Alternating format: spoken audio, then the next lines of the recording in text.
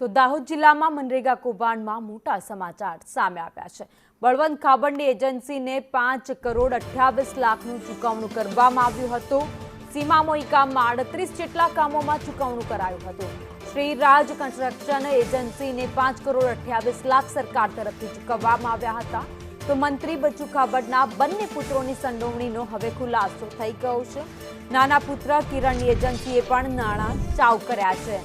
નાના પુત્ર કિરણની એજન્સીએ 7 કરોડથી વધુના નાણાં ચાઉ કર્યા હોવાની માહિતી મળી રહી છે। વધુ અપડેટ સાથે સંવાદદાતા હેમલ પંચાલ અમારી સાથે જોડાયા છે। હેમલ, એક પછી એક મોટા ખુલાસા મનરેગા કૌભાંડમાં થઈ રહ્યા છે।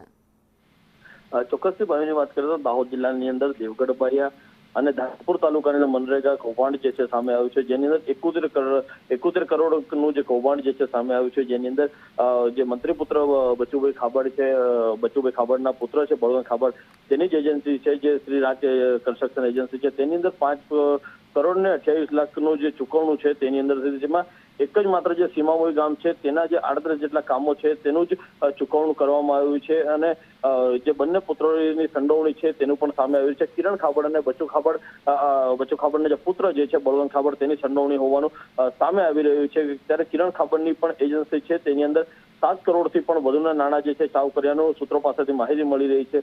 ત્યારે સમગ્ર ઘટનાની અંદર ધાનપુર અને દેવગઢ બારિયાને કુલ 35 કરતા વધુ એજન્સીઓ છે જે ભ્રષ્ટાચાર કર્યાનો આક્ષેપ જે છે લાગ્યા છે, જેને 35 એજન્સીની અંદર 40 કરતા વધુ આરોપીઓ જે છે તે પોલીસની રડારની અંદર છે। સમગ્ર મહત્વની વસ્તુ એ છે કે મનરેગા કૌભાંડની અંદર 71 કરોડના ભ્રષ્ટાચારની અંદર જિલ્લા ગ્રામ વિકાસ એજન્સીની પણ સૌથી મોટી ભૂમિકા હોય તેવું પણ શંકાની સોય જોવાઈ રહી છે। ત્યારે એક જ અહીંયા કહી શકાય કે ધાનપુર અને દેવગઢ બારિયાના 2 ગામની અંદર મનરેગાનો ભ્રષ્ટાચાર થયો હતો। જિલ્લામાં કેટલો ભ્રષ્ટાચાર થયો હશે તે પણ એક અહીંયા મોટો સવાલ ઉદ્ભવી રહ્યો છે। જી ભાગી, આભાર માહિતી માટે।